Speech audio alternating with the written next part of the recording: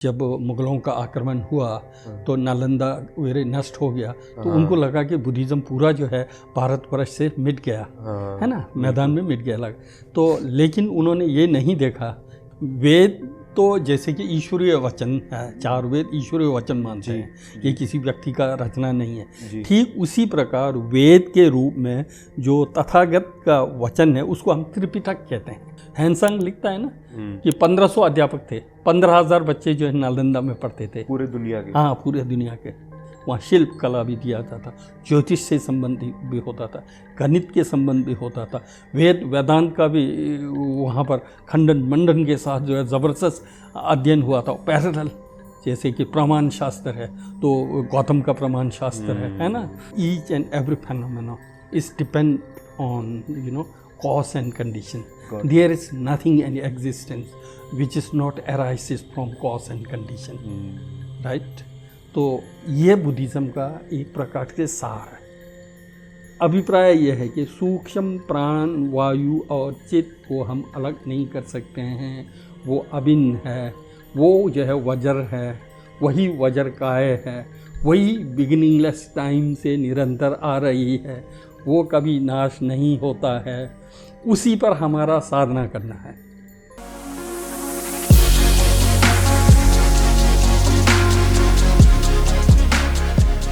Hello everyone, welcome to another episode of the Jain Bharat show. और आज मैं बैठा हूँ सारनाथ में। और गाइस, ये बुद्धिज़्म रिलीजन से रिलेटेड बहुत ही पवित्र धरती मानी जाती है, क्योंकि यहाँ भगवान बुद्ध ने खुद आकर अपने पहले 5 डिसाइपल्स को टीचिंग्स दी थी। सर, अब correct me if I am wrong. तो आज हम यहाँ पे एक बहुत ही बड़े स्कॉलर श्री वांगचू दोरजी नेगी सर जी के साथ बैठे हैं। Thank you so much sir for coming on my show. आपका बहुत बहुत आभार। शुक्रिया। तो सर की थोड़ी सी मैं आपको एजुकेशन के बारे में बताना चाहूँगा, क्योंकि जब मैं इस बारे में पढ़ रहा था तो मैं खुद दहल गया कि इतनी क्वालिफिकेशन भी एक आदमी इकट्ठी कर सकता है। तो I was shocked, but sir is on next level here. Joined Central University of Tibetan Studies, then Shastri in BA, Acharya MA in Buddhist Philosophy, Gold Medalist, PhD in Sampurnand Sanskrit University, Varanasi thesis, topic Critical Study of Vajrayana, View and Practice, lecturer in Indian Buddhist Philosophy at Central University of Tibetan Studies, Sarnath, Director of Central Institute of Buddhist Studies, Leh Ladakh, resumed the position of professor at Central University of Tibetan Studies, and right now sir is vice chancellor of Central University in Tibetan of additional yes. So in Varanasi. तो guys, qualification तो ख़त्म नहीं होगी, but podcast शुरू रहेगा। तो let's deep dive into the podcast. Sir, you became monk, ordination आपकी हुई इन 1974 इफ करेक्ट, राइट? तो थोड़ा उसके बारे में बताइए कि क्या हुआ ऐसा कि आपको मंक बनने की एक इच्छा आपके अंदर आई और यू स्टार्टेड दिस जर्नी। सर्वप्रथम तो भारत शर्मा जी को मैं धन्यवाद देना चाहता हूँ। आपके इस व्हाट्सएप या जो भी इसके माध्यम से अपने विचारों को आपके श्रोताओं तक रखने का अवसर दिया है। तो जहाँ तक मेरा मंक बनने का कारण रहा, क्योंकि मैं किन्नौर का हूँ, शायद आप जानते हैं, हिमाचल का एक डिस्ट्रिक्ट है जो बिल्कुल तिब्बत से सटा है। यदि मैं कहूँ तो मेरा गांव जंगी पड़ता है। जंगी से जो है तिब्बत का जो बॉर्डर है मात्र 35 किलोमीटर पड़ता है, शिपकेला है। तो इसके चलते जो किन्नौर की संस्कृति है वो मैदान की अपेक्षा वो टिबेटन कल्चर से बहुत प्रभावित है। क्योंकि एंशिएंट टाइम में किन्नौर से शिमला निकलना हो या आपका ये हरियाणा का हमारा जो बॉर्डर पड़ता है कालका के पास, वहाँ तक पहुँचने में बहुत दिक्कत थी, रास्ता नहीं थे। अच्छा, है ना। रास्ता तो 1962 के युद्ध के बाद ही हुआ। तो इसलिए ज़्यादा इन्फ्लुएंस, प्रभाव जो है तिब्बत के पढ़ने के कारण जो है हमारे गांव में हम लोग जो पूजा पाठ करते हैं ऑलमोस्ट जो है तिब्बती परंपरा के अनुसार ही करते हैं। अच्छा। पूजा पाठ वगैरह। तो गांव में कुछ मंक भी हैं जो तिब्बत में जा कर के मंक बने थे, फिर वापस लौट करके जब किन्नौर आए तो किन्नौर में तो ऐसा बिहार वगैरह था नहीं, फिर वो लोग लेमैन वगैरह हो जाते थे। जो भी हो, तो हमारा एक प्रकार के संस्कृति कहें तो बहुत संस्कृति से हम बहुत प्रभावित हैं। तो प्राय माता पिता भी ये चाहते हैं कि उनका कई संतानों में कोई एक अगर मंक बनता है, अध्यात्म को फॉलो करता है, तो उन्हें वो अच्छा भी लगता ही है। तो पता नहीं, बचपन से ही मेरा ये संस्कार रहा कि जब मैं भिक्षुओं को देखता हूँ तो बड़ा आकर्षित होता था। जीवन में देखते थे ऐसा मन होता था कि मुझे भी कभी मंक बनना चाहिए, जो भी हो। तो उसी सातत्य में शायद 1972 या 73 में जो टाशीजुंग से खमटुल रिम्पोचे प्रीवियस वाले, वो किन्नौर में आए थे। अच्छा। हाँ, हमारे किन्नौर में आए थे, 10-15 दिन का उनका टूर था। तो उसमें वो हिंदी में भाषण देते थे। तो उन्होंने कहा कि टाशीजुंग में हमारे वहाँ पर मोनेस्ट्री है, पूजा पाठ भी पढ़ाते हैं, शास्त्र पढ़ने चाहते हैं भी पढ़ाते हैं, फिर साधना का केंद्र भी है। यदि आप लोग इच्छुक हों, युवा बच्चे, तो हमारे वहाँ मोनेस्ट्री में के लिए आ सकते हैं। अच्छा। ये ऐसा मैंने उनसे सुना तो मैं बहुत प्रभावित हुआ। मेरे को लगा अब तो मुझे जो है जाना चाहिए। बचपन से ही बहुत धर्म दर्शन के प्रति मेरा झुकाव था, तो इसलिए लगा कि नहीं, मुझे दर्शन पढ़ना चाहिए। इसलिए मैं 1974 में टाशीजुंग में गया था। अच्छा। उस समय मैं 8वीं पास करा था। अच्छा। कॉन्वेंट स्कूल से। हाँ, तो उसके बाद मैं जो है टाशीजुंग में रहा। सर, आपका जाते ही आपको क्या ऐसा लगा जो मतलब यू वर लाइक कि अरे मतलब ऐसा तो आज तक कुछ देखा नहीं, मतलब ऐसा कुछ अलग दिखा मिला आपको कुछ मोनेस्ट्री में जाके? नहीं, विशेष तो क्या लगेगा, क्योंकि उस समय तो मैं बच्चा था। हाँ। ठीक है, सिर्फ इतना है कि लोग चीवरों में देखता था। हाँ। रिम्पोचे जी को लोग आदर के दृष्टि से देखते थे। हाँ। तो हमारे अंदर भी श्रद्धा का उत्पन्न होना वो एक स्वाभाविक था जी। और फिर उसके बाद जो है फिर अध्ययन करना शुरू करा, तिब्बती भाषा पढ़ना शुरू किया। तो धीरे धीरे फिर हाँ, मैं वहाँ सिर्फ 3 ही साल रहा वैसे। अच्छा। क्योंकि मेरा उद्देश्य ये था कि थोड़ा दर्शन का गंभीर अध्ययन करूँ।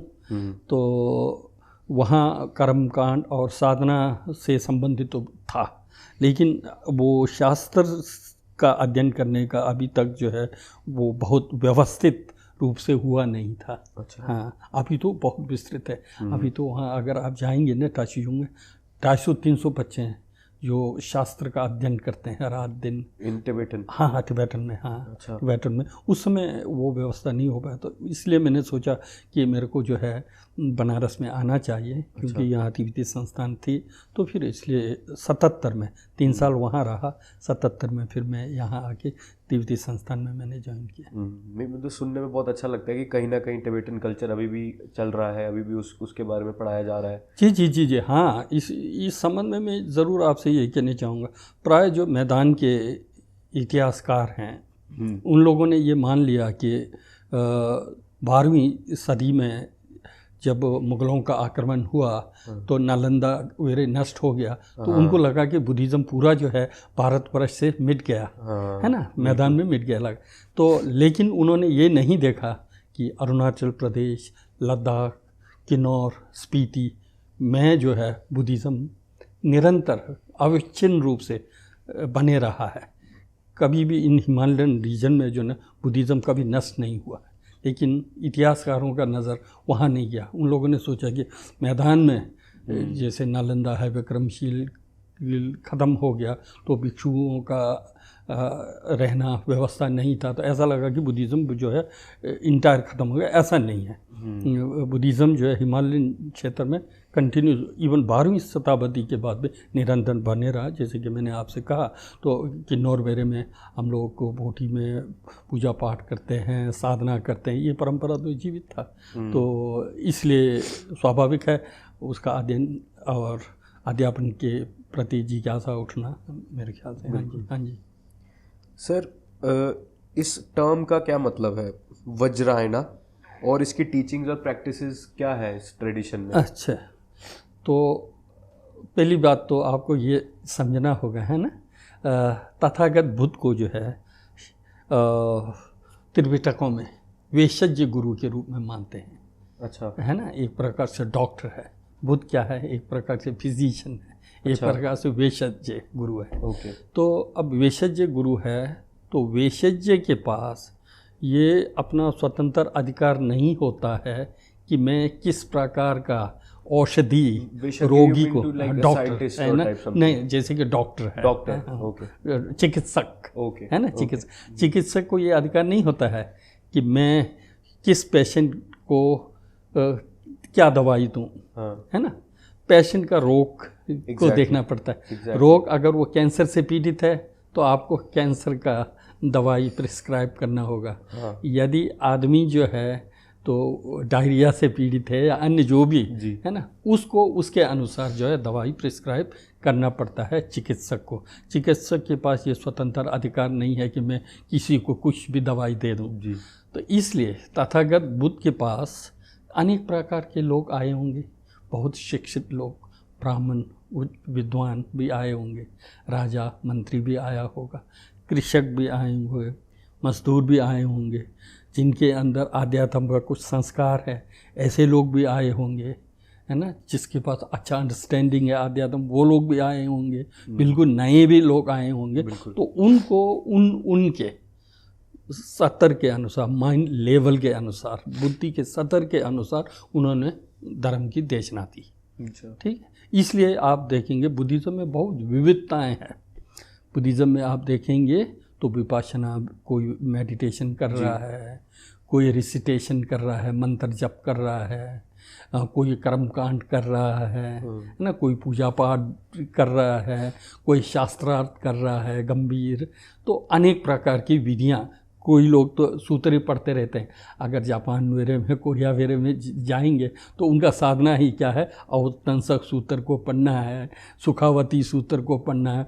वही एक प्रकार से आध्यात्म का वो लोग क्या मानते हैं, साधना है, जो भी है ऐसा करके। विविधताएं हैं, बिल्कुल, है ना, विविधता है। इसलिए बुद्धिज़्म को आप किसी एक कैटेगरी में कि बुद्धिज़्म यह है ऐसा नहीं कह सकते। अच्छा, ये विविधताएं हैं।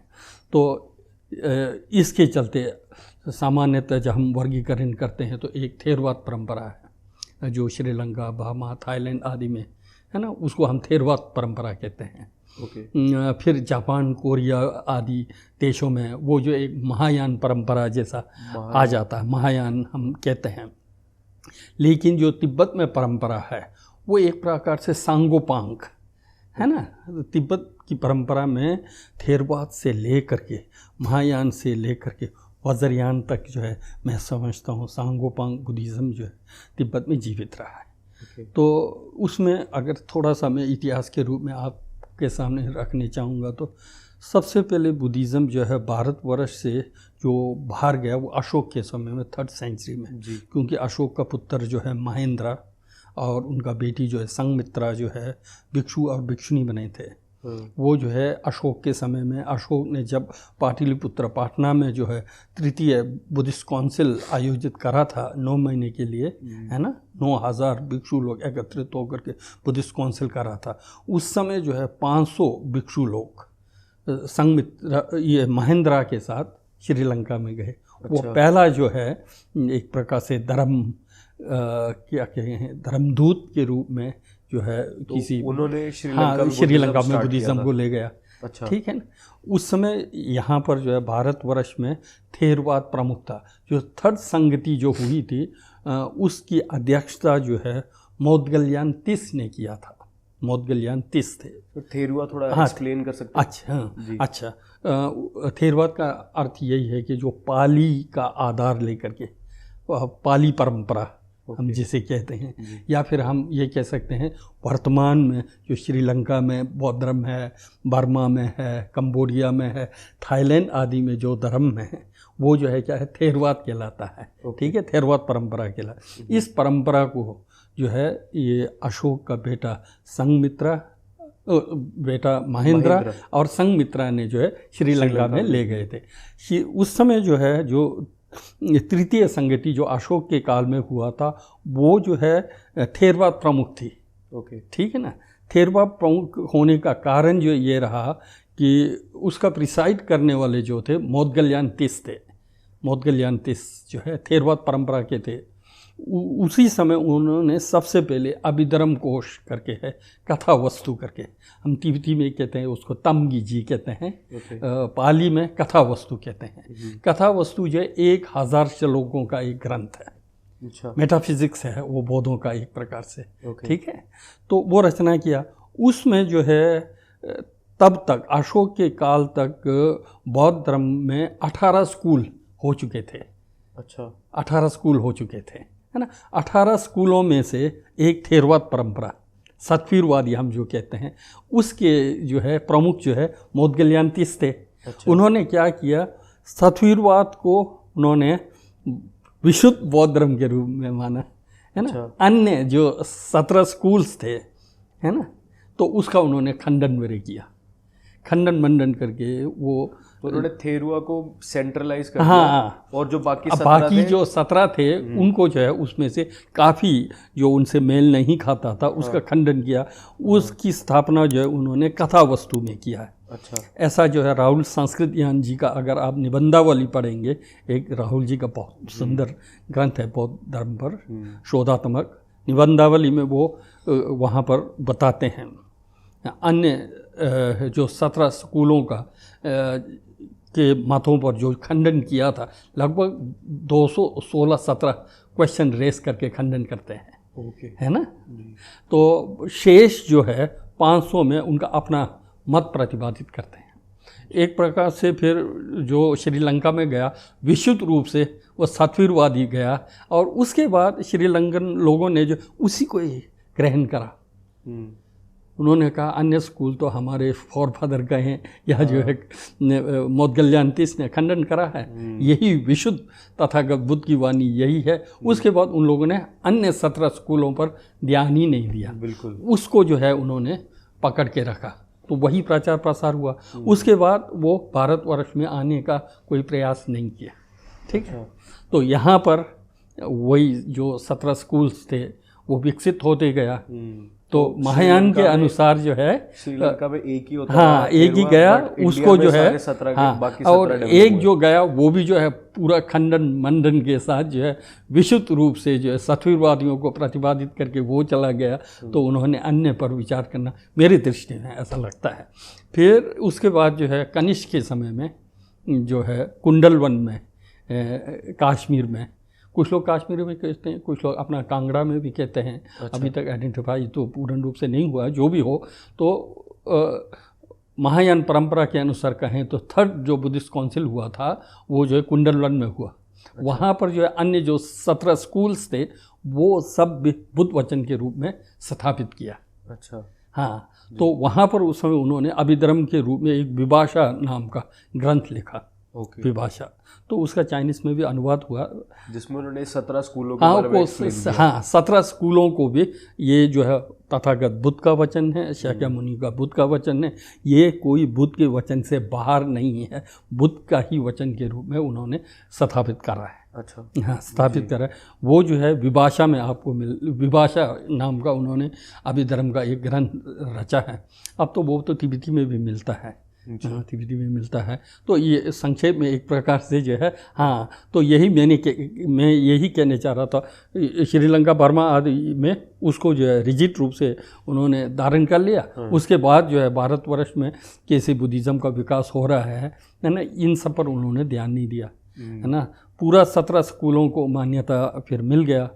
फिर उसके बाद आचार्य नागार्जुन जैसे आए, आर्यन देव जैसे आए, उन लोगों ने उन 17 स्कूलों में जो तत्व था, तथागत बुद्ध का जो चिंतन था, प्रतीत समुत्पाद का चिंतन था, शून्यता का चिंतन था, महाकरुणा का चिंतन जो उनका था, उसको जो है उन्होंने प्रकट किया विस्तार से। उन्होंने स्वतंत्र रूप से ग्रंथों की रचना की, जैसे कि दर्शन के क्षेत्र में देखेंगे आप, माध्यमिक मूल कारिका है जो 700 श्लोकों में है, 27 चैप्टर में है। वो आज अंग्रेजी में भी, संस्कृत में भी, ऑलमोस्ट हिंदी में भी, बोटी में तो है ही है, तिब्बती भाषा में तो उस पर कई कमेंट्री हैं, वो सब उपलब्ध हो गया। तो उसके बाद जो है फिर क्या है, एक प्रकार से तो महायान परंपरा या प्रतीत समुत्पाद और शून्यता पर जो है गहन चर्चा परिचर्चा होने लगी, उस पर लोगों ने कमेंट्री लिखना शुरू किया। और फिर महायान से संबंधित जो भूमियों की व्यवस्था है, मार्ग की व्यवस्था है,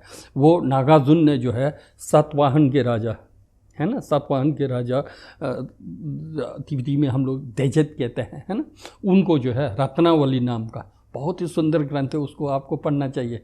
अगर बुद्धिज़्म का जो है उपाय वाला पक्ष, करुणा वाला पक्ष है ना, ये सांसारिक पक्ष को अगर आप जानने चाहेंगे, रत्नावली 5 चैप्टर में है, 5 चैप्टरों में है, 500 वर्सेस है। उसका जेफरी हॉपकिन ने इंग्लिश में बहुत सुंदर अनुवाद करके रखा है, बहुत सरल है। तो उसका हिंदी में अनुवाद हुआ है। एक हमारे किन्नौर के हैं नोरबुक जलसन, शांतिनिकेतन में पढ़ते हैं, तो उन्होंने उसका हिंदी में भी अनुवाद किया है। तो अगर मैं कंपेयर करूँ तो जैसे इंडिया में हिंदुइज्म में वेद है, वैसे बुद्धिज्म में ये सारे ग्रंथ हैं जैसे जिनके आप अभी बात अब कर रहे हैं। ये वेद तो जैसे कि ईश्वरीय वचन है, 4 वेद ईश्वरीय वचन मानते हैं, ये किसी व्यक्ति का रचना नहीं है। ठीक उसी प्रकार वेद के रूप में जो तथागत का वचन है उसको हम त्रिपिटक कहते हैं। त्रिपिटक है ना, उसमें ये है कि विनय पिटक, सूत्र पिटक और अभिधम पिटक, त्रिपिटक, 3 बास्केट बोलते हैं ना, ठीक है, त्रिपिटक के रूप में मानते हैं। उसको हम आगम भी कहते हैं, उसको त्रिपिटक कहते हैं। तिब्बती भाषा में हम उसको कंजुर कहते हैं, ठीक है। वो जो एक प्रकार से वेद के रूप में मानिए, वेद ईश्वरीय है, ये त्रिपिटक जो बुद्ध का वचन है, ठीक है। तो उसके बाद बुद्ध के वचन पर आचार्य नागार्जुन है, आर्यदेव है, दिंगनाक है, धर्मकीर्ति, उन्होंने कमेंट्री करा, समझ गया। हाँ, उसको हम लोग तिब्बती में कहते हैं तेंजुर। वो 215 वॉल्यूम है। त्रिपिटक जो है 103 वॉल्यूम है, एक एक वॉल्यूम में लगभग 300-400 पेजेस है। बुद्ध वचन वाला ये हुआ। तो वो जैसे कि वेद के बाद फिर कई ऋषि मुनि लोगों ने कमेंट्री लिखा है उस पर, है ना, व्याख्याएं लिखी है, तो उसकी प्रकार उसको हम तंजुर कहेंगे। वो तो बहुत ज़्यादा है। अगर आप हमारे लाइब्रेरी में जाएंगे तो तेंजुर 215 वॉल्यूम मिलेगा, जिसमें से भारतीय 750 आचार्यों का लिखा हुआ ग्रंथ है। भारतीय आचार्यों ने, जिसमें जो है आचार्य जो है दक्षिण भारत के थे, नागार्जुन जैसे, है ना, और ये दिंगनाक जैसे कांचीपुरम का था, है, धर्मकीर्ति भी दक्षिण भारत के तेलंग यही थे, शांतिदेव जो है गुजरात के थे, वसुबंधु जो है आपका मथुरा से थे, कि कुल मिलाकर के जो है भारतवर्ष के 750 आचार्यों ने बुद्ध के त्रिपिटक पर विस्तार से कमेंट्री लिखा है। अगर कंटेंट के रूप में आप देखेंगे 4567 कंटेंट मिलेगी आपको। वो जो है अभी जापान तोकू है, एक कैटलॉग बनाया है, उस कैटलॉग को आप उठाकर देखेंगे तो भारतीय आचार्यों ने बुद्धिज़्म पर कितना विस्तार से कमेंट्री, टीका टिप्पणियाँ लिखी है। वो सब संस्कृत में था। तिब्बत के सम्राटों ने उसको जो है सब तिब्बती में अनुवाद किया। आज हम ये मानते हैं कि जैसे कि नालंदा का पूरा परंपरा एक प्रकार से ख़त्म हो गया या नष्ट हुआ, ऐसा हम मानते हैं ना। ठीक है, वो भारतवर्ष में तो नष्ट हुआ, लेकिन नालंदा का संपूर्ण परंपरा जो है तिब्बत में प्रिजर्व करके रखा है। नालंदा परंपरा कहीं नष्ट नहीं हुआ है ना। हाँ, ज़रूर संस्कृत में नष्ट हुआ है, लेकिन वो तिब्बती भाषा में उसको पूरा प्रिजर्व करके रखा है। प्रिजर्व करके ही नहीं रखा है, उस पर जो लोगों ने, तिब्बत के आचार्यों ने कमेंट्री भी लिखा है और उसको बहुत सरल ढंग से उसको जो है व्याख्या भी करा है। वो और जीवित परंपरा है, वो कैसे जीवन में उसको उतारा जाता है, अविच्छिन्न रूप से वो परंपरा है। तो उसी परंपरा, हमारे संस्थान का एक उद्देश्य जो है ना, वही सर्वाइव करना है। जो नालंदा परंपरा जो है भारतवर्ष से जो विलुप्त हुआ था, वो जो है तिब्बती भाषा में प्रिजर्व है, उसको पुनः तिब्बतन से संस्कृत में, हिंदी में, अंग्रेजी में उसको ये पुनरुद्धार करना है, ट्रांसलेशन करना। हाँ, तो यही हमारा संस्थान का, क्योंकि आप हमारे संस्थान में आए हैं तो ये भी पता लगे कि इस संस्थान का उद्देश्य क्या है, क्यों है ये, है ना। गवर्नमेंट ऑफ इंडिया जो है इस पर क्यों वो धन व्यय कर रही है, वो इसलिए नालंदा का जो विलुप्त जो हमारा धरोहर थी, तो उसको जो है वो रिवाइव करना है। इसके चलते हमारा यहाँ ट्रांसलेशन यूनिट है, रिस्टोरेशन यूनिट है, डिक्शनरी यूनिट है, ये सब इसी पर काम कर रहे हैं। तो फिर हम दोनों आपके क्वेश्चन से थोड़ा भटक रहे हैं, तो ये भी ज़रूरी है थोड़ा जानना श्रोताओं को भी, क्योंकि इतिहास क्या रहा है ना। तो यही हुआ कि जब नालंदा वीर का प्रादुर्भाव हो गया तो श्रीलंका बर्मा वालों ने आना छोड़ दिया, क्योंकि उनके पास अपना था, वो उसको विशुद्ध मानते थे, उसी को लेने लग गए। तो यहाँ जब महायान का विकास हो रहा था तो नालंदा वीर में बौद्धेतर लोग भी थे, सांख्या लोग भी वहाँ पढ़ते थे, वेदांती लोग भी वहाँ पढ़ते थे। तो इसको थोड़ा एक्सप्लेन कर दीजिए क्योंकि लोगों को ये टर्म समझ नहीं आएंगे। हाँ, जैसे नालंदा यूनिवर्सिटी स्थापित हुआ है ना, गुप्त काल में माना जाता। वैसे तो नालंदा तो सामान्य बुद्ध के काल से कुछ अध्ययन का केंद्र तो रहा ही है नालंदा जो है, क्योंकि शारिपुत्र मौदगल्यान वेरे के वहीं के जन्मे हैं, पैदाइश हैं, और मगध जो है अध्यात्म का केंद्र रहा ही है, तो नालंदा तो पास है ही है। लेकिन आगे चलकर गुप्त काल में जो है, जो नालंदा यूनिवर्सिटी जो स्थापित हुआ था, जिसमें चाइना से लोग आए, जापान से लोग आए, तिब्बत से लोग आए, अध्ययन के लिए आए, तो वहाँ जो है एक प्रकार से दुनिया का पहला यूनिवर्सिटी कह सकते हैं हम जी, ठीक है ना। क्योंकि जहाँ फाइनल हैंसंग लिखता है ना कि 1500 अध्यापक थे, 15,000 बच्चे जो है नालंदा में पढ़ते थे पूरे दुनिया के। हाँ, पूरे दुनिया के, है ना। तो वहाँ पर भिन्न भिन्न शिक्षा दी जाती थी। ये नहीं सिर्फ अध्यात्म ही नहीं, वहाँ शिल्प कला भी दिया जाता था, ज्योतिष से संबंधित भी होता था, गणित के संबंध भी होता था, वेदांत का भी वहाँ पर खंडन मंडन के साथ जो है ज़बरदस्त अध्ययन हुआ था। पैरेलल जैसे कि प्रमाण शास्त्र है तो गौतम का प्रमाण शास्त्र है ना। ये आपका कुमारिल का है, तो वो तो होता था, शास्त्रार्थ होती थी। तो ऐसा डेवलप जो है नालंदा ने बहुत किया। तो थेरवाद में ये खंडन मंडन वाला नहीं रहा, बस बुद्ध ने ये कहा है जी, उसी पर जो है वो लोग अडिग रहे। जब आप डिबेट करना बंद कर दो तो फिर डेवलपमेंट नहीं होती, डेवलपमेंट नहीं होती है। जो है ठीक है, साधना के लिए वो अच्छी बात है, लेकिन एक अपने धर्म, दर्शन, विचार, चिंतन को बृहद रूप देने के लिए तो खंडन मंडन, चिंतन मनन, तो वाद विवाद तो ज़रूरी होता है, इसी से ही वृद्धि होती है। तो महायान में नालंदा वीर विक्रमशिला में ये सब हुआ, तो यहाँ भिन्न भिन्न विषयों पर पढ़ाई हुआ करता था ना। जितने भी फिर तिब्बत से कई लोसावा लोग आए, तिब्बत से कई छात्र आए नालंदा में, उन लोगों ने अध्ययन किया 15-15, 16-16 साल तक वो यहाँ पर रह करके संस्कृत धारा प्रवाह बोलते थे वो लोग, है ना। तो वो अध्ययन किए, अध्ययन करके यहाँ से ग्रंथों को तिब्बत ले गए। फिर तिब्बत में सबसे पहले ये विक्रमशील के जो है शांतारक्षित जी गए थे, है ना। फिर उन्होंने वहाँ पर अनुवाद का कार्य शुरू किया।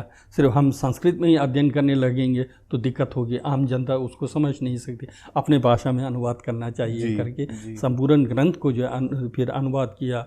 अनुवाद के लिए जो है विभाग खोले गए, फिर भिक्षु संघ की स्थापना किया।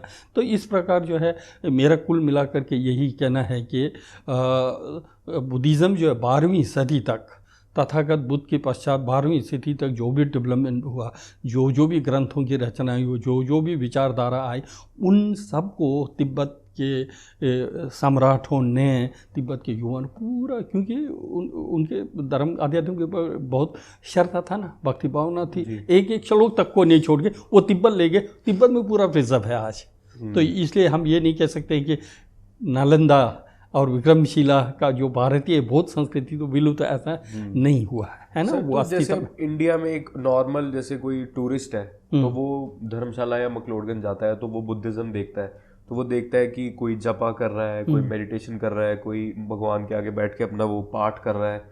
तो अगर वही सेम टूरिस्ट श्रीलंका जाए या जापान जाए या कोरिया जाए तो उसको क्या डिफरेंसेस देखने को मिलेंगे बुद्धिज्म में, या फिर मेनली सब सेम है? अब उसमें ना बाहर ऊपरी स्तर पर देखेंगे बहुत ज़्यादा फर्क नहीं पड़ेगा।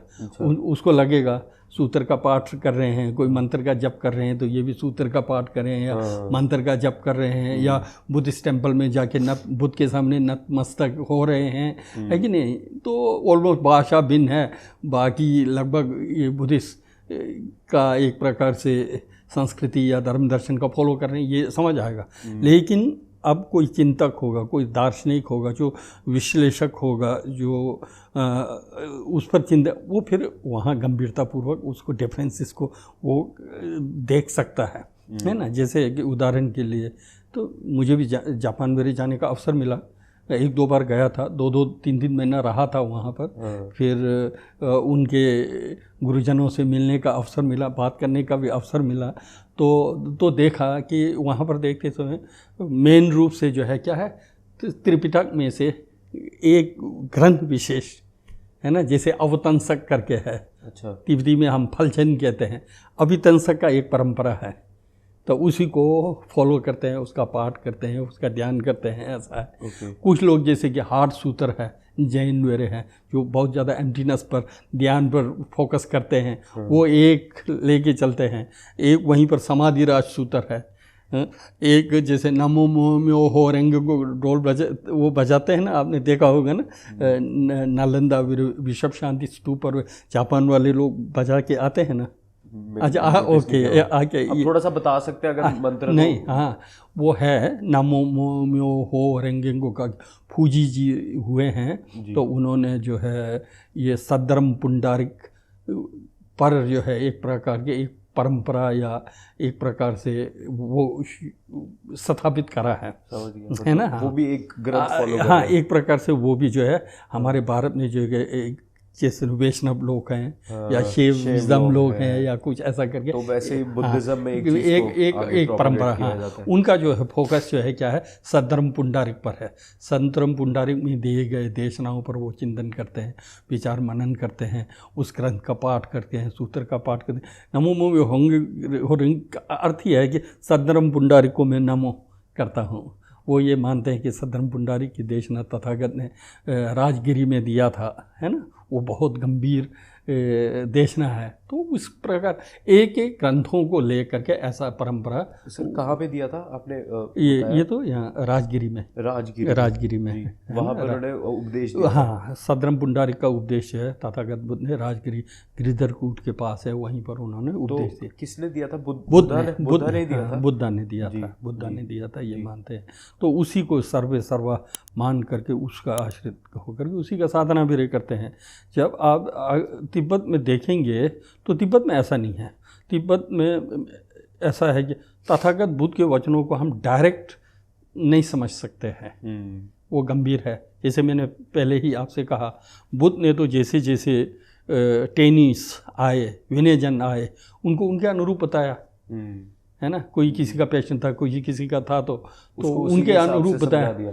तो अब हमको यहाँ इंटरप्रेट करना मुश्किल हो जाए, है कि नहीं। हम कैसे कर सकते हैं? हमारे पास अभी क्या क्लेवरेंस पावर तो है नहीं कि आपके माइंड को मैं पढ़ सकूँ, हैं। तो हम तो यही करते हैं, जो हम जानते हैं उसी को बोल देंगे। तो वो वहाँ पात्रता वो रखता है या नहीं, हमको पता ही नहीं। हम जो जानते हैं, हमको जो अच्छा लगता है वो।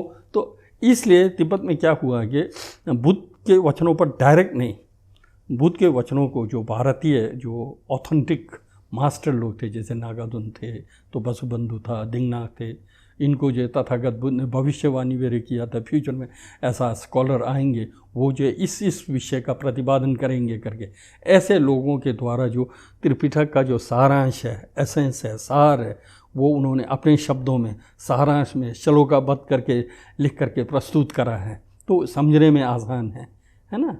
तो उस परंपरा को मैं देखता हूँ कि तिब्बत ने फॉलो करा है। Sir correct me if I am wrong, but मतलब मैं जहाँ तक आपकी बात समझ पाया हूँ, जैसे गौतम बुद्ध जी ने जगह जगहों पर उपदेश दिए जी, उन उपदेशों को जब लोगों ने सुना तो वो उन चीज़ों को इंटरप्रेट नहीं कर पाए, पर उन्होंने कहीं ना कहीं उन चीज़ों को लिख लिया। हाँ, लिखा नहीं, उसमें ओरल था।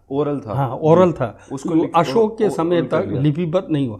छोटा मोटा छुटपुट जरूर लिपिबद्ध हुआ होगा, क्योंकि उस समय तो लिपिबद्ध करने के लिए ना तो कागज उपलब्ध थी, ना तो स्याही, बहुत सारे, थोड़ा बहुत भी था तो रॉक पर खुदा गया, पिलर पर खुदा गया, इतना मात्रा। बाकी जैसे आपका वेद परंपरा भी जो शुद्धि परंपरा है, वो भी ओरल परंपरा है। वैसे ही अशोक के समय तो ऑलमोस्ट ओरल ही रहा।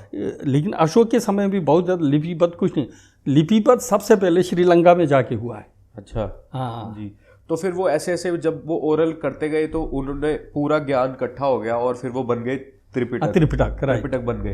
फिर उनको आगे स्कॉलर्स ने इंटरप्रेट किया, और उसको फिर उसकी ब्रांचेस बनती गई। उनमें से फिर कुछ ब्रांचेस कई लोगों ने फॉलो करनी शुरू कर दी। उनमें से फिर 17-18 स्कूल्स निकले। फिर कोई श्रीलंका में मेन स्कूल बन गया, कोई जापान में है, कोई कोरिया में है, कोई चाइना में, ऐसे करके पूरा बुद्धिज्म बढ़ता गया। बिल्कुल। जैसे आपका सनातन धर्म में भी देखते हैं, सभी वेद को आधार मानते हैं, लेकिन वहाँ से वैशेषिक का दर्शन निकलता है, न्यायिक दर्शन निकलता है, सांख्य दर्शन निकलता है, वेदांत निकलता है, मीमांसा, उत्तर मीमांसा, पूर्व मीमांसा, है ना, ये सब वहाँ से निकलते हैं, है ना। फिर परंपरा, साधना परंपरा, वैष्णव है, शिव, सबका आधार तो वेद है। तो ठीक उसी प्रकार आधार तो त्रिपिटक है। तो वहाँ से ब्रांचेस तो गुरुओं ने, पर फिर आगे लोग गुरुओं को फॉलो करने लग गए और फिर उनके हिसाब से उपदेशों को फॉलो करने लग गए। ये चीज़ हमारे वहाँ भी होती है, हिंदुइज्म में भी है। हाँ, लेकिन एसेंस वही, एग्जैक्टली, ठीक है ना जी, एसेंस वही है। जैसे है कि बुद्धिज़्म का अगर आप सार कहें, प्रतीत्य समुत्पाद आपको मानना है। जितने भी दुनिया में वस्तुएं हैं वो सब हेतु प्रत्ययों से उत्पन्न है, कॉज और कंडीशन पर निर्भर है। कोई ऐसा अस्तित्व नहीं है जिसका हेतु और प्रत्यय ना हो, सभी हेतु प्रत्यय से उत्पन्न है। इसको आपको फॉलो करना है। थोड़ा इंग्लिश में बता दीजिए। अच्छा, each and every phenomena is depend on cause and condition. There is nothing in existence which is not arises from cause and condition. Right? तो ये बुद्धिज़्म का एक प्रकार के सार है, ठीक है। तो इसमें थोड़ा जैसा हम जब सनातन वगैरह में देखते हैं, they believe that soul is permanent, independent entity kind of, but in Buddhism they condemn that if there is something existent must be arises from cause and condition. If there is something exists without cause and condition, then there should be born child, sky flower, unicorn and so करके, है ना।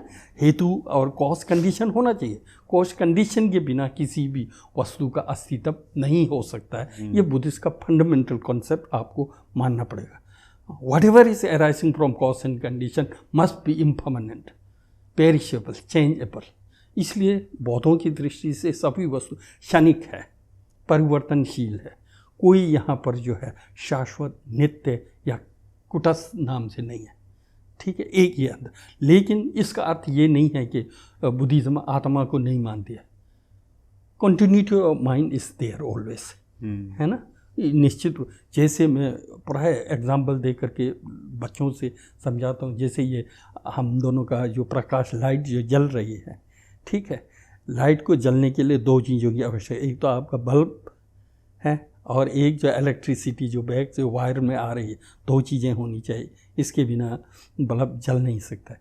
ये bulb क्या है? हमारा शरीर है, आपका शरीर है ना। जो कंटिन्यूस जो इलेक्ट्रिसिटी पीछे से आ रही है वो चित्त की निरंतरता है, चित्त की प्रवाह है, चित्त शक्ति, हाँ, चेतन, चित्त है, चेतना है, चेतना का प्रवाह है, चेतना का। तो शरीर, ये शरीर तो इसके साथ बल्ब की तरह है।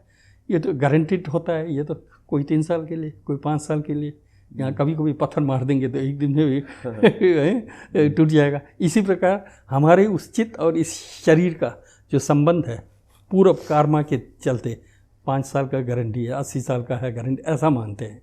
बल्ब फ्यूज़ हो सकता है, ख़त्म हो सकता है, लेकिन जो इलेक्ट्रिसिटी का जो वेव है वो निरंतर है। दूसरा बल्ब के साथ जुड़ जाएगा, फिर जलेगा, है।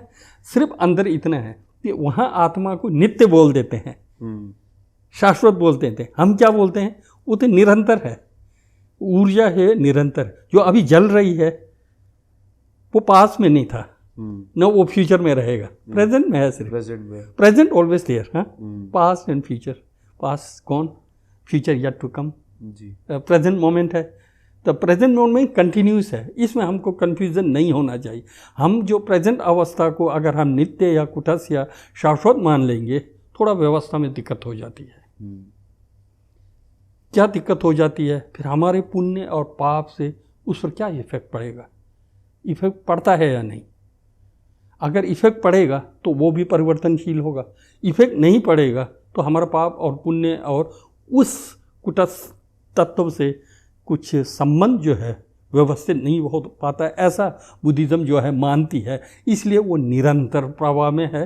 तो जैसे कि पीछे से वायर में जो इलेक्ट्रिसिटी आ रही है उसमें अनुपात कम ज़्यादा भिन्न का ही कुछ हो सकता है। उसी प्रकार हमारा पाप पुण्य का जो उसमें कैपेसिटी जो भी होगी वे में वो भिन्न भिन्न प्रकार का हो सकता है। तो कुछ थोड़ा जैसा इतना, लेकिन निरंतरता सबको सनातन सबको मानना ही पड़ेगा। चित्त का कोई बिगिनिंग नहीं है, सबको मानना पड़ेगा। अगर बिगिनिंग है तो फिर या तो अहेतु होगा, विदाउट कॉज कंडीशन होगा। इफ कॉज एंड कंडीशन, फिर तो वो कंटिन्यूस जाना पड़ेगा। उसके अतिरिक्त कोई, या तो बोलो कि एक वहाँ पर क्रिएटर बैठा हुआ उसी वो बेच रहा है ना। तो वो एक दार्शनिक वो है, थोड़ा क्रूशियल पॉइंट है समझने का। तो हम यही तो कभी कभी बोलते हैं ना बुद्धिज्म आत्मा नहीं, ऐसा थोड़ी। कर्मफल हम मानते हैं, पूर्व जन्म हम मानते हैं, परजन्म को हम मानते हैं, बुद्ध की प्राप्ति मानते हैं, तो वो कंटिन्यू नहीं होगा तो कैसे होगा? बिल्कुल, है ना। हाँ, तो सर अभी हमने काफ़ी डिस्कशन की, पर एक चीज़ रह गई जिससे हमने शुरू। अच्छा, वज्रयान, राइट। हाँ। तो वज्रयान यही है। वज्र का क्या है कि डायमंड की तरह है ना वज्र, अनडिस्ट्रक्टेबल डायमंड क्या है? चट्टान को तो तोड़ देता है, बड़े बड़े पहाड़ को फाड़ देता है, बहुत कुछ करने की क्षमता। वो डायमंड खुद को कोई तोड़ नहीं सकता है ना। तो वज्रयान का अर्थ है अभेद्य, अछेद्य, इनडिस्ट्रक्टेबल, है ना। वो वज्र है। अब वज्र क्या है? तो वज्र हमारा प्रिमोडियल माइंड, जो प्रिमोडियल माइंड निज चित्त हम जिसे कहते हैं, प्रवासर चित्त कहते हैं, जिसका ना आदि है ना बिगिनिंग है ना एंड है, वो निरंतर है। सिर्फ अंतर इतना निरंतर है, सनातन में नित्य है। बस मान लीजिए वज्र का अर्थ वेद क्या है? वो ज्ञान है ना, वो प्रकाश, वो चैतन्य, वो वज्र। ठीक है। उस चैतन्य को अब इस पर गंभीर जरूर चिंतन करना पड़ेगा, बिल्कुल, है ना। अब हमको ये देखना पड़ेगा कि वो जिस चेतना को हम चैतन्य कह रहे हैं, क्या सिर्फ चैतन्य मात्र है या उसके साथ जो है कुछ ऊर्जा, कोई शक्ति भी उसके साथ है? इस पर विश्लेषण करना पड़ेगा। जब आप चैतन्य कहते हैं, चैतन्य सर बता दीजिए, कुछ लोगों को चैतन्य का वर्ड नहीं पता, मतलब अच्छा, चैतन्य का मतलब इंग्लिश में तो हम लोग बोलते हैं कॉन्शियसनेस बोलते हैं ना, कॉन्शियसनेस कहते हैं, और विज्ञान भी कहते हैं, ज्ञान कहते हैं, है ना। तो माइंड बोलने से कन्फ्यूज़न हो जाएगा, क्योंकि कई जगह पर माइंड को जो है ये सांख्य दर्शन वगैरह में वो प्रकृति मानते हैं, जड़ मानते हैं। तो हमको माइंड नहीं बोलना है, हमको बोलना है कॉन्शियसनेस। उसको हम चैतन्य को हम कॉन्शियसनेस के रूप में हम मान रहे हैं। जो हम बुद्धिज़्म में जब व्यक्ति की बात आती है तो पर्सन कौन है, पर्सन क्या है? पर्सन क्या है तो हम कहते हैं कि 5 एग्रीगेट्स, 5 सकंद है। 5 सकंद के समूह का नाम व्यक्ति है। ठीक है। 5 सकंद क्या है? रूप है। रूप मीन्स ये जड़ फिजिकल बॉडी है ना, बायोलॉजिकल जो बॉडी है उसको हम बोलते हैं रूप है। उसके साथ साथ वेदना है, फीलिंग्स है, फीलिंग्स होती है। व्यक्ति है तो फीलिंग्स, जड़ है तो इसको फीलिंग नहीं है, वेदना होती है। फिर उसके साथ जो है संज्ञा मीन्स परसेप्शन, ये लाल है, ये पीला है, ये आदमी है, ये राम है, ये श्याम है, ये अमुक है, जो संज्ञान, उसको हम संज्ञा कहते हैं, उसको हम परसेप्शन कहते हैं, वो होनी चाहिए। फिर उसके बाद जो है तीसरा माइंड वोलेशन कहते हैं, उसको हम अभिधर्म के शब्द चेतसिक कहते हैं, चेतसिक कहते हैं ना। जैसे करुणा, जैसे मैत्री, जैसे क्रोध, जैसे अहंकार, जैसे ईर्ष्या आदि अनेक चेतसिक, उसको माइंड वोलेशन है ना कहते हैं। फिर 5वां जो है क्या है? विज्ञान। इन 5 समूह का नाम जो है व्यक्ति है, या उसको हम सारांश में कहेंगे व्यक्ति क्या है? जड़ और चेतन है, 2 चीज़ें हैं, जड़ भी है और चेतन भी है। जब हम व्यक्ति कहते हैं जड़ भी है और चेतन, क्योंकि ये पूर्ण रूप से जड़ है। हम जो है प्राणी हैं, सत्व हैं। क्यों सत्व हैं? क्योंकि हमारे अंदर चेतना है। जड़ और चेतन दोनों चीज़ों से बना है। व्यक्ति जो है क्या है?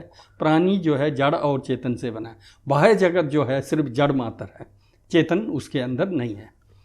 अब हमको ये देखना है, तो चेतन जो है विशुद्ध रूप से क्या चैतन्य सिर्फ मात्र है, कि उसके साथ जो है जड़ कहें या जो सूक्ष्म प्राण वायु है वो अभिन्न होना चाहिए कि नहीं होना चाहिए, इस पर थोड़ा गंभीरतापूर्वक सोचना है। वैसे ये दार्शनिक पहलू है, आसानी तो समझ नहीं आएगा, लेकिन इतना आप बर समझेंगे।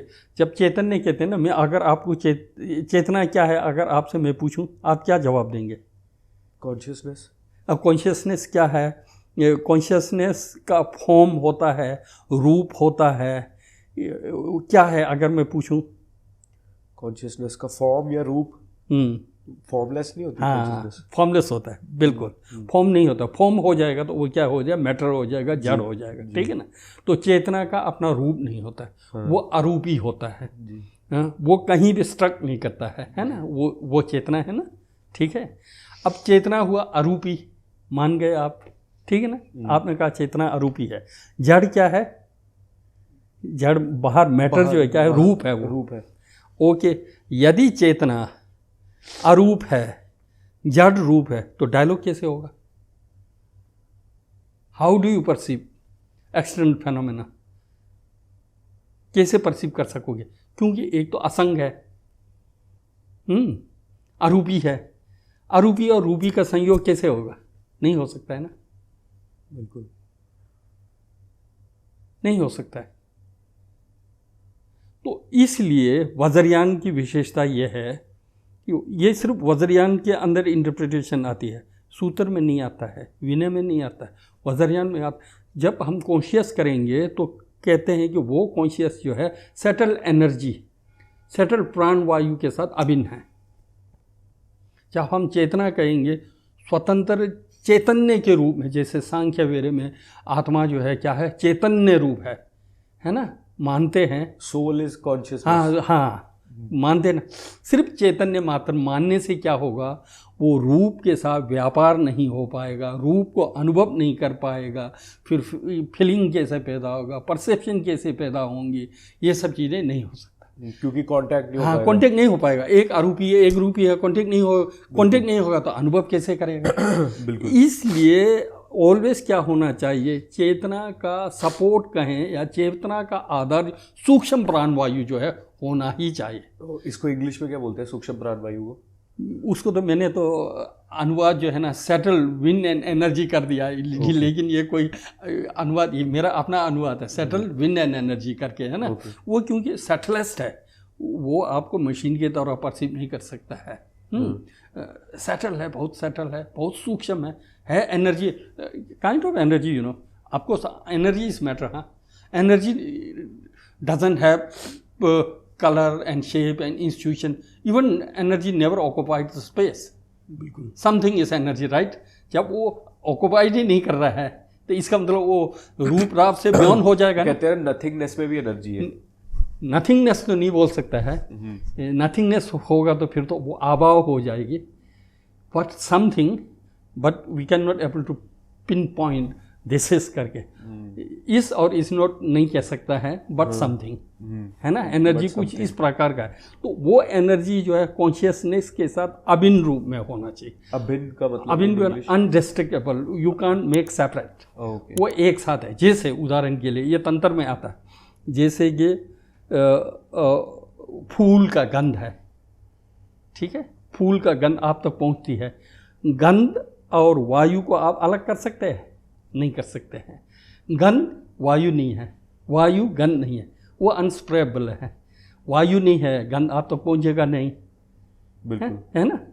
तो उसको आप अलग तो नहीं कर सकते, एक साथ है, बता भी नहीं सकते हैं। ठीक उसी प्रकार सेटल एनर्जी विंड जो मैं कह रहा हूँ, हम लोग तिब्बती भाषा में कहते हैं सिंधु ठावे लुंगसम, तिब्बती में बोलते हैं लुंगसम, तो वो अभिन्न है, वो वज्र है। अभिप्राय यह है कि सूक्ष्म प्राण वायु और चित्त को हम अलग नहीं कर सकते हैं, वो अभिन्न है, वो जो है वज्र है, वही वज्रकाय है, वही बिगिनिंगलेस टाइम से निरंतर आ रही है, वो कभी नाश नहीं होता है। उसी पर हमारा साधना करना है। जो सेटल एनर्जी है उससे आप अपने को डिवाइन डेटी के रूप में अपीयर करना है, उत्थापित करना है। सिर्फ चेतना होता, चेतना से रूप कभी अपीयर नहीं हो सकता। चेतना फॉर्मलेस है, फॉर्मलेस को आप फॉर्म कैसे देंगे? आप तारा की भावना कैसे करेंगे? सिर्फ तारा चैतन्य हो, तारा के अंदर जड़ का अंश या जो सेटल प्राण वायु होना चाहिए वो अभिन्न रूप से होना चाहिए। वही अभिन्न रूप जो सेटल जो प्राण वायु है उससे हम अपने को तारा के रूप में विजुलाइज करते हैं। वो जो है क्या तारा है, मीन्स डेटी जो है ना, तारा। अब तारा माँ, हाँ, तारा जो तारा माँ जो है वो बौद्धों में भी है, बौद्धेतर में भी है ना। तो वो अब तो यहाँ पर वज्रयान का साधना जो है वही है। तो सेटल प्राण वायु से अपने को जो है डेटी के रूप में उत्थापित करते हैं। वो जो है ज्ञानात्मक है, क्योंकि चैतन्य से अभिन्न है, वो अभिन्न स्वरूप है। वो ज्ञान जो है क्या है, एम्प्टीनेस को जानती है, वस्तु की रियलिटी को समझने वाला ज्ञान है। सर मैं इसको इंग्लिश में बोलना चाहूँगा, आप मेरे को करेक्ट करना अगर मैंने कुछ गलत बोला है। तो आप कहना चाहते हो फॉर नंबर 1 कि जो कॉन्शियसनेस है वो हमारी सटल जो मतलब जिन चीज़ों के जो जिनमें जान नहीं होती उनसे एक साथ अलग नहीं मान सकते। नहीं, क्योंकि अगर मानेंगे तो दोनों में कांटेक्ट ही नहीं है तो फिर वर्ल्ड कैसे चलेगा? बिल्कुल, राइट, बिल्कुल। तो इन दोनों में कांटेक्ट के लिए सबटल एनर्जी ट्रांसफर होती है through wind and energy. Transfer नहीं होती, आपको ये मानना पड़ेगा चैतन्य को उसके रूप में मानना पड़ेगा, इन दैट फॉर्म। हाँ, ठीक हाँ, है। तो चैतन्य को सिर्फ आप जो है चैतन्य अलोन नहीं रख सकता है। हाँ। है ना। जब चेतना कहेंगे उसको जो है सटल एनर्जी से युक्त जो होगा वही चेतना कहलाएगा। हाँ, ये वज्रयान की विशेषता है। तो कॉन्शियसनेस को हम एनर्जी की विंड सटल एनर्जी की फॉर्म में मानते हैं। हाँ, अभिन्न रूप में मानते हैं। सिर्फ सटल एनर्जी बोलेगा तो फिर आपका डार्विन वाला हो जाएगा, वो एनर्जी कॉन्शियसनेस हो, ऐसा नहीं करना है जी। हमारा बुद्धिज्म क्या है, होमोजीनियस मानता है हर चीज़, हेट्रोजीनियस नहीं मानता है। चेतना से जड़ पैदा नहीं होता है, जड़ से चेतना पैदा नहीं होता है। जड़ का ओरिजिन जड़ होना चाहिए, चेतना का ओरिजिन चेतना होनी चाहिए। हाँ। दुनिया में जड़ और चेतन दोनों चीज़ें हैं। हाँ। ये सिर्फ जड़ ही जड़ है, व्यक्ति जो है जड़ और चेतन दोनों है। हमारा ओरिजिन जो है दोनों होना चाहिए, सेटल एनर्जी भी है और चेतना भी है। जी। हाँ। जी। तो सर वही वजह है। इसको एक बार इंग्लिश में भी बता दीजिए। इंग्लिश में यही मैं कह सकता हूँ, yes, according to Vajrayana tradition, yes, there is no such consciousness alone. Consciousness should be with the subtle energy and wind. If only the consciousness cannot be possible to perceive the things. Exactly. In order to perceive the things, need consciousness to some support source of. For example, if you want to, see in mirror, you need backside of the mirror some support. Exactly. If there is some support, then you can see your face in the mirror. If there is no support, you cannot see. Means it cannot possible to reflect your face in the mirror. Likewise, if there is no subtle energy in support to that consciousness, there is no possible to perceive or realize or know the things. And that is called Vajrayana. Unseparable of subtle energy and consciousness is called Vajra. Only Vajra. Yes. Okay. Yana means vehicle.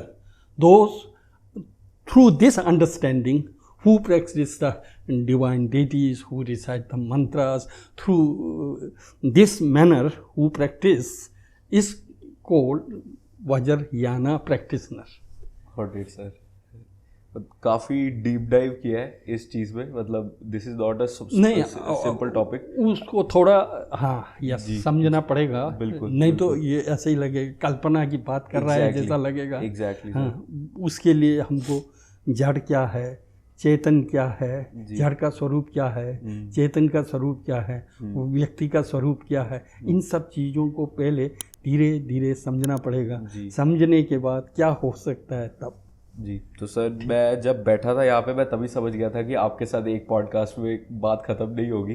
तो मैं जब भी वाराणसी दोबारा आऊँगा I'll do a podcast with you, और हम यहाँ से ही दोबारा कंटिन्यू रखेंगे और वज्रयान को और ज़्यादा अंदर डीप डाइव जाएंगे और लोगों को इस चीज़ के बारे में समझाएंगे ताकि उनकी मदद हो सके। क्योंकि आई हैव फेल्ट कि काफ़ी लोग हैं जो इन टॉपिक्स के बारे में जानना चाहते हैं but they don't have any information. क्योंकि मेरा तो वज्रयान पर वो है, मेरा थीसिस बिल्कुल है। सर, बिल्कुल। तो वज्रयान में भी जैसे क्रिया तंत्र है, चर्या तंत्र है, योग तंत्र है, deep dive into tantra as well. So thank you so much sir for coming on my show and delivering so much value on a single podcast. Thank you so much. This was a very heavy podcast for me. शुक्रिया, I loved it. शुक्रिया Thank you so much. Bharat दर्शन के अवसर के लिए शुक्रिया, thank you.